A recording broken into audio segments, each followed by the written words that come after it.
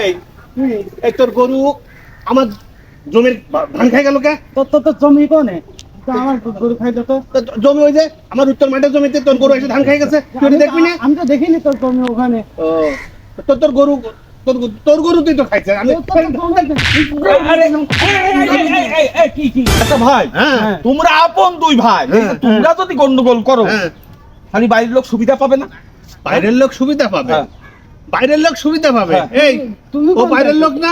হ্যাঁ তুমি তো বাইরের লোক। তুমি আমি তো তো সেই কথা বাইরের লোক, বুঝাচ্ছি। তুমি সুবিধা নিতে আইছো, সুবিধা নিতে সুবিধা নিতে সুবিধা নিতে সুবিধা নিতে আইছো, সুবিধা নিতে আইছো আমার কাছে সুবিধা নিতে। উরি বাবারি, দেখেছেন তো, এই জন্যই যাইতে উপকার করতে হয় না।